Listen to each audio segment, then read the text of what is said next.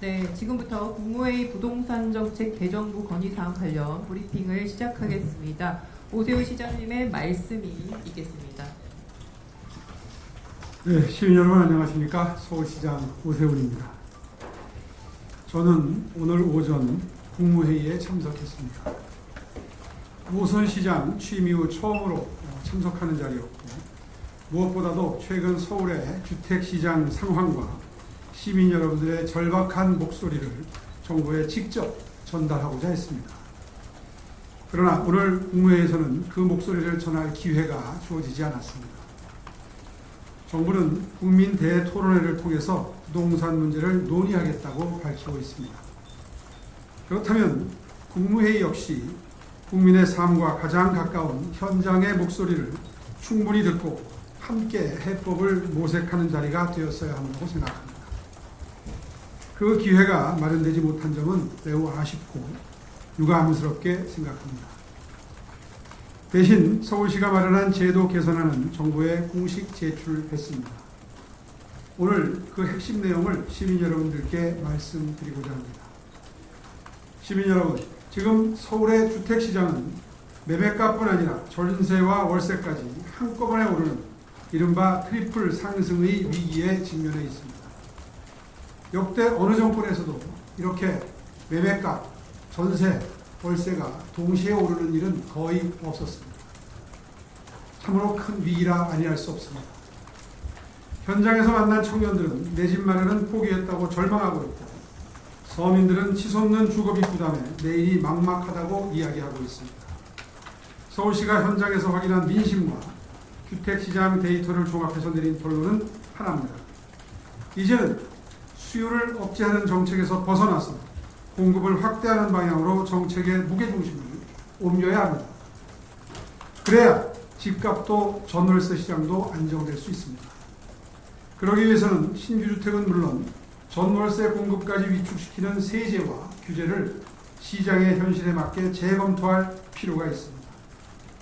서울시가 오늘 정부에 공식 건의한 3가지 제도 개선안은 다음과 같습니다. 가장 먼저 서울 주택 공급의 핵심인 정비사업의 속도를 높여야 합니다.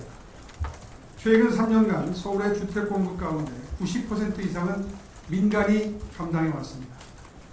서울에서는 많은 노력을 기울인 끝에 재건축, 재개발 사업 지구만 합해서 472개의 정비사업이 진행 중에 있습니다. 모아타운과 같은 작은 규모의 사업까지 합하면 700군데가 넘습니다. 재개발, 재건축 사업을 통해서 늘어나는 순중 물량은 2031년까지 착공 가능한 31만 가구 중에 8만 5천 가구입니다. 정부가 새로 짓겠다고 하는 6만 2천 가구보다도 큽니다. 더 많습니다. 여기에 행정 역량을 집중해야 합니다. 서울시와 정부가 협업을 해야 되는 이유가 바로 거기에 있는 것입니다. 오늘 그 부분을 강조해서 말씀드리고 싶었는데 그 기회를 가지지 못했습니다. 어쨌거나 안타깝게도 현재 이주비 대출이 막혀서 사업이 지연되는 곳이 적지 않습니다. 새 집을 짓는 동안 잠시 거처를 옮기는 데 필요한 이주비마저 대출 규제로 묶어두는 것은 공급 확대라는 정책 목표와도 맞지 않습니다. 이주비 대출 규제를 합리적으로 개선하고 조합원 지위 양도 제한을 완화해서 정비사업이 정상적으로 추진될 수 있도록 해야 합니다. 아울러서 민간 정비사업의 용적률 인센티브를 확대하고 재개발 사업의 용적률 완화를 위해 적용하는 임대주택 제공 비율 역시 현재 50% 수준에서 합리적으로 조정할 필요가 있겠습니다. 두 번째, 전월세 시장 안정을 위해 민간 임대주택 공급을 활성화해야 합니다.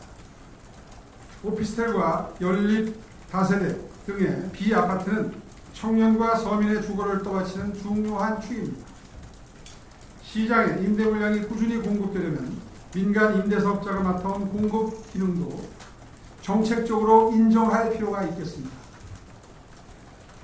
지금처럼 기업형 혹은 민간 임대사업자를 적대시하는 정책을 일관되게 펴는 한 공급이 제한될 수밖에 없습니다. 매입형 민간 임대사업자에게 대출을 받을 수 없게 하여 신규 임대주택 공급이 사실상 불가능하게 막아놓는 규제를 완화하고 종부세 등 세제 체계를 합리적으로 보완해서 비아파트 공급이 다시 늘어나도록 해야 합니다.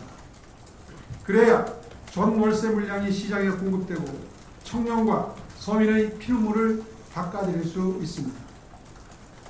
세 번째, 마지막으로 세금 정책도 공급을 살리는 방향으로 설계돼야 합니다. 서울 아파트 평균 가격이 3억 원을 넘은 상황에서 장기 보유 특별 공제까지 축소하면 사정상 다른 곳에 거주하며 전월세를 공급하는 1주택자의 부담도 커지게 됩니다. 결국 시장에 나와야 할 매물은 줄고 전월세 공급도 위축될 가능성이 높습니다. 그 부담은 고스란히 집을 구해야 하는 청년과 서민, 세입자들에게 돌아갈 수밖에 없습니다. 재산세와 종부세의 과표 체계 역시 시장 현실에 맞게 손질할 필요가 있겠습니다. 현재 과표 기준은 2009년도에 마련됐지만 그 사이에 서울의 집값은 크게 달라졌습니다. 공시가격이 5억 원, 6억 원을 넘었다는 이유만으로 최고 세율을 적용받는 사례가 크게 늘었고 일부 시민들은 세 부담이 최대 30%까지 늘어날 수 있다는 걱정을 하고 계십니다. 실거주자의 과도한 세 부담을 덜기 위해 재산세와 종부세의 최고 세율, 과표 구간을 높여야 합니다. 시민 여러분, 국민의 삶과 가장 가까운 정책이 바로 주택 정책입니다. 공급이 뒷받침돼야 시장이 안정되고 청년과 서민도 다시 미래를 계획할 수 있게 됩니다. 오늘 서울시가 정부에 건의한 제도 개선안은 공급을 가로막는 걸림돌을 걷어내고 시민 여러분의 미래를 지키기 위해 반드시 필요한 과제입니다. 주거 안정이라는 목표 앞에 정부와 서울시가 따로 있을 수 없습니다. 정부 역시 현장의 민심을 깊이 헤아려 주택 정책에 꼭 반응해 주시기를 기대하겠습니다. 서울시는 앞으로도 시민 여러분의 주거 안정을 위해 정부와 긴밀히 소통하면서 끝까지 책임을 다해 나가겠습니다. 감사합니다. 네, 다음으로 기자단